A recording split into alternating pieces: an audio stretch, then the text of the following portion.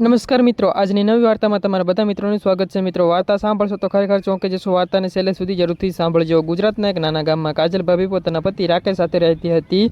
રાકેશ એક ટ્રાન્સપોર્ટ કંપનીમાં ડ્રાઈવર હતો અને ઘણી જ વાર 10 દિવસ સુધી બહાર રહેતો। ઘરમાં એક ખાલી રૂમ હતો જેને ભાડે આપવાનો વિચાર હતો બંનેએ કર્યો હતો। થોડા દિવસ પછી ગામમાં નોકરી કરવા માટે વિશાલ નામનો એક યુવાન આવ્યો। તેણે કાજલ ભાભીને પૂછ્યું હતું, ભાભી, સાંભળ્યું છે કે અહીં એક રૂમ ખાલી છે, જો આપને વાંધો ન હોય તો હું ભાડે રહી શકું? કાજલ ભાભીએ હસીને કહ્યું, રૂમ તો ખાલી છે, પણ એક નિયમ છે, ઘરમાં શાંતિ રાખવાની અને ગામમાં કોઈ વાત ન થાય એવી કાળજી રાખવાની। વિશાલે તરત જ જવાબ આપ્યો હતો, ભાભી, હું તો એટલો શાંત છું કે લોકો ભૂલી જાય છે કે હું ઘરમાં રહું છું। બંને હસી પડ્યા। વિશાલ ભાડુત બનીને રહેવા લાગ્યો અને સવારે ઓફિસ જતો અને સાંજે સીધો રૂમમાં જતો।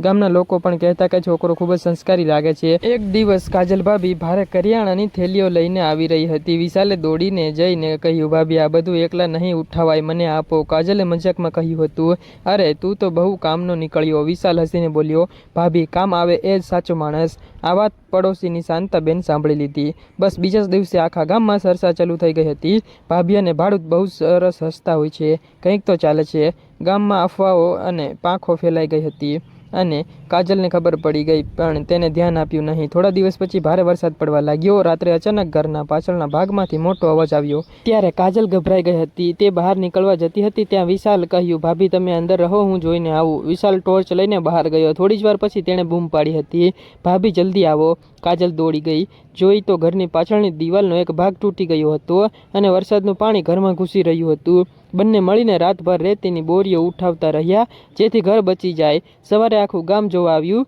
પણ કેટલાક લોકો ફરી બોલવા લાગ્યા હતા। આખી રાત બંને સાથે જ હતા। કોઈએ એ ન જોયું કે તેઓ ઘર બચાવી રહ્યા હતા। અને 2 દિવસ પછી રાકેશ ઘરે આવ્યો ત્યારે પાડોશીએ પણ તેને પણ ખોટી વાતો કહી। રાકેશે કોઈ જવાબ આપ્યો નહીં। રાત્રે તેણે કાજલ અને વિશાલને પૂછ્યું, સાચી વાત શું છે? વિશાલે શાંતિથી આખી ઘટના કહી। એ દરમિયાન સરપંચ પણ ત્યાં જોવા આવી પહોંચ્યા હતા, કારણ કે તૂટેલી દિવાલ જોઈ તેઓ આવ્યા હતા। સરપંચે કહ્યું, જો આ છોકરો રાત્રે હિંમત ન કરતો હોત તો આખું ઘર વરસાદમાં બગડી જાત। રાકેશે વિશાલના ખંભા પર હાથ રાખ્યો, મને મારા ઘરની ચિંતા હતી અને તું મારા પરિવારની ચિંતા કરતો રહ્યો, આ ઉપકાર હું ક્યારેય નહીં ભૂલું। આ સાંભળીને કાજલની આંખોમાં આંસુ આવી ગયા હતા। થોડા દિવસ પછી વિશાલની બદલી બીજા શહેરમાં થઈ હતી અને જવાના કારણે કાજલે કહ્યું, ભાડુત તરીકે આવ્યો હતો પણ પરિવારનો માણસ બનીને જઈ રહ્યો છે। વિશાલ હસીને બોલ્યો, ભાભી, દુનિયા કંઈ પણ બોલે, સાચા સંબંધો વિશ્વાસથી જ બને છે। તે ગામ છોડીને ચાલ્યો ગયો હતો। 1 મહિના પછી ગામમાં ખબર પડી હતી કે વિશાલને પૂર દરમિયાન લોકોને બચાવવા માટે જિલ્લા કક્ષાએ સન્માન મળ્યું હતું। સરપંચે આખા ગામની બેઠક બોલાવી હતી અને કહ્યું, આપણને માણસને તેના કામથી ઓળખવો જોઈએ, અફવાથી નહીં। જે લોકો ખોટી વાતો કરતા હતા તેઓએ કાજલ અને રાકેશ પાસે માફી માંગી હતી। કાજલે માત્ર એટલું જ કહ્યું હતું, સત્યને મોડું થાય પણ હાર ક્યારેય થતી નથી। ભાભી, કદાચ હું ફરીથી જરૂર આવીશ, કારણ કે આ ગામમાં હજુ એક રહસ્ય અધૂરું છે। તે સમયે કાજલને લાગ્યું વિશાલ મજાક કરી રહ્યો છે, પરંતુ તેને ખબર ન હતી થોડા જ દિવસોમાં આ શબ્દો સાચા સાબિત થવાના હતા। વિશાલને ગયા અને 10 દિવસ થઈ ગયા હતા। ઘરમાં ફરી શાંતિ હતી। રાકેશ પણ કામ પર જતો અને કાજલ પોતાનું સીવણ કામ કરતી। એક સાંજે પોસ્ટમેન એક જૂનો લિફાફો લઈને આવ્યો।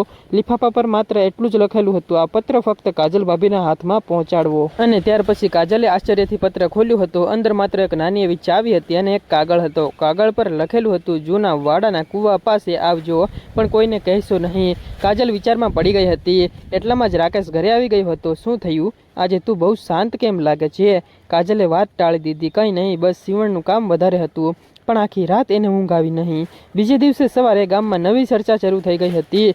પડોસણ શાંતાબેન પણ હસીને બોલી હતી, ભાભી, આજે તો તમે બહુ જ ખુશ દેખાવ છો, કોઈ ખાસ સમાચાર છે કે શું? કાજલે પણ હસીને જવાબ આપ્યો હતો, ખાસ તો છે પણ હમણાં નહીં કહું। આ વાત સાંભળીને શાંતાબેનને લાગ્યું હતું કે ચોક્કસ કંઈક રહસ્ય છે। રાત્રે 10 વાગ્યે રાકેશ કામે ગયો હતો। કાજલે ટોર્ચ લીધી અને જૂના વાડા તરફ નીકળી। કૂવા પાસે પહોંચતા જ તેને કોઈની ચાલવાનો અવાજ સંભળાયો હતો। તે ગભરાઈ ગઈ હતી। અચાનક અંધારામાં અવાજ આવ્યો હતો, ડરશો નહીં ભાભી, હું વિશાલ। કાજલે આશ્ચર્યથી કહ્યું, તું અહીં? તું તો શહેર ગયો હતો? વિશાલ હસતો પણ કહ્યું, એક કામ અધૂરું હતું। એણે કાજલને ચાવી બતાવી, આ ચાવી મને મારા પિતાના જૂના સામાનમાંથી મળી હતી। આ કૂવા પાસે કંઈક તો છુપાયેલું છે। બંને કૂવાના પાછળના ભાગમાં ગયા। ત્યાં એક જૂનું લોખંડનું બોક્સ હતું।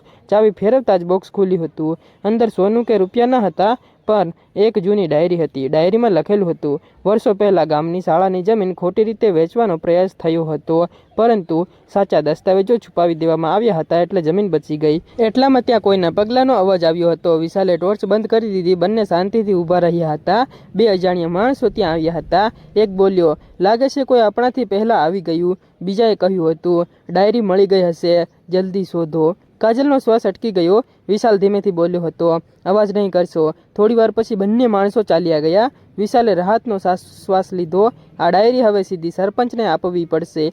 બીજે દિવસે સવારે સરપંચની ઓફિસમાં બેઠક બોલાવવામાં આવી. સરપંચે ડાયરી જોઈને કહ્યું, આ તો વર્ષો જૂના પુરાવા છે. આના કારણે ગામની કરોડોની જમીન બચી જશે. આ સમાચાર સાંભળીને આખું ગામ આશ્ચર્યમાં પડી ગયું હતું. જે લોકો પહેલાં કાજલ વિશે વાતો કરતા હતા તેઓ હવે તેની પ્રશંસા કરવા લાગ્યા હતા. શાંતાબેન ફરી આખી જ આ વાત હસીને બોલી, ભાભી, લાગે છે તમારા ઘરે હંમેશા કંઈક નવું જ નીકળે છે. કાજલે મજાકમાં કહ્યું. જવાબ આપ્યો હતો, ઘર જૂનું છે એટલે સરપ્રાઈઝ પણ જૂના જ મળે. આસપાસ ઉભેલા બધા જ લોકો હસી પડ્યા હતા. એટલામાં જ એક પોલીસ અધિકારી આવ્યો હતો. તેણે કહ્યું હતું, ડાયરીમાં 2 લોકોના નામ છે, તે હજુ ગામમાં જ રહે છે. આ સાંભળીને સરપંચ પણ ચોંકી ગયા. સાંજે પોલીસ બંને શંકાસ્પદ લોકોને પૂછપરછ માટે બોલાવ્યા. તેમના ઘરમાં કોઈ જ ન હતું. બંને ગાયબ થઈ ગયા હતા. એ જ રાત્રે કાજલના દરવાજા નીચે કોઈએ એક કાગળ સરકાવી દીધો હતો. કાજલે કાગળ ખોલ્યો હતો. તેમાં માત્ર એક જ લીટી લખેલી હતી, ડાયરી તો મળી ગઈ. હવે સાચું રહસ્ય કાજલના ઘરના ખાલી રૂમમાં છે. કાજલના હાથ કંપાવા લાગ્યા. તે ધીમે ધીમે ખાલી રૂમ તરફ આગળ વધી હતી. દરવાજો ખોલ્યો અને અંદર જે જોયું હતું તે જોઈને તેના મોઢામાંથી જોરથી ચીસ નીકળી ગઈ. કાજલે ધીમે ધીમે ખાલી રૂમનો દરવાજો ખોલ્યો હતો. અંદર જમીન પર ધૂળના કોઈએ મોટા અક્ષરોમાં લખ્યું હતું કે સત્ય હંમેશા દિવાલ પાછળ છુપાયેલું હોય છે. કાજલ તરત જ વિશાલને ફોન કરે છે. થોડી જ વારમાં વિશાલ અને રાકેશ બંને આવી પહોંચે છે. વિશાલે દિવાલ પર ટકોરા માર્યા. એક જગ્યાએ ખોખલો અવાજ આવ્યો. સરપંચ અને પોલીસને બોલાવવામાં આવ્યા હતા. દિવાલનો એક ભાગ તોડતા અંદરથી એક જૂનો લોખંડનો બોક્સ મળ્યો હતો. બધાને લાગ્યું હતું તેમાં સોનું કે રૂપિયા હશે, પણ બોક્સ ખોલતા જ અંદર જૂના દસ્તાવેજો, ગામના મૂળ નકશા અને એક વિડીયો અને એક પેન ડ્રાઈવ મળી હતી. અને પેન ડ્રાઈવમાં વર્ષો પહેલાં ગામની જમીન પર ગેરકાયદેસર કબજો કરવાની આખી યોજના રેકોર્ડ કરેલી હતી, એટલે કે થયેલી હતી. પોલીસ તરત જ તપાસ શરૂ કરી અને ભાગી ગયેલા બંને આરોપીને બીજા જ દિવસે પકડી પડ્યા હતા. અને સરપંચે ગામની સભા બોલાવી. તેમણે સૌથી સામે કહ્યું, જો કાજલ અને રાકેશ અને વિશાલ હિંમત ન બતાવી હોત તો ગામની કરોડોની મિલકત ખોવાઈ જાત. ત્યારે ગામના લોકો તાળીઓ પાડીને ઊભા થઈ ગયા હતા. શાંતાબેન પણ આગળ આવી અને હસતા બોલી હતી, ભાભી, હવે તો હું કોઈ વાત સાંભળું તે પહેલાં સત્ય જરૂર જાણી લઈશ. કાજલે પણ સ્મિત સાથે જવાબ આપ્યો હતો, અફવા ઝડપથી દોડે છે પણ સત્ય અંતે જ જીતે છે. થોડા દિવસ પછી વિશાલની ફરી બદલી થઈ ગઈ હતી અને જવાના પહેલાં તેણે રાકેશને કહ્યું, ભાઈ, આ ઘર મને ભાડુત તરીકે મળ્યું હતું, પણ હવે હું અહીંથી પરિવારનો સભ્ય બનીને જઈ રહ્યો છું. રાકેશે તેને ભેટીને કહ્યું હતું, આ ઘરના દરવાજા તારા માટે હંમેશા ખુલ્લા રહેશે. વિશાલ ગામ છોડીને નીકળી ગયો. કાજલ ઘરના આંગણામાં ઊભી રહી હતી. તેને જોતી જ રહી હતી. હવે એ ઘર માત્ર એક ઘર ન હતું, પરંતુ વિશ્વાસ, હિંમત અને સત્યની જીતનું પ્રતીક બની ગયું હતું. આ વાર્તા ફક્ત ને ફક્ત કાલ્પનિક છે અને ફક્ત મનોરંજન માટે બનાવવામાં આવે છે. કોઈ પણ ધર્મ કે વ્યક્તિ સાથે સંબંધ હોતા નથી. તો કાલ્પનિક રીતે જ વિડીયો જોજો. કોઈ પણ લોકોએ દિલ ઉપર ન લેવું. મિત્રો, આવતીકાલે ફરી મળીશું એક નવી અને ખાસ વાર્તા સાથે. ત્યાં સુધી આવજો મિત્રો. ધન્યવાદ.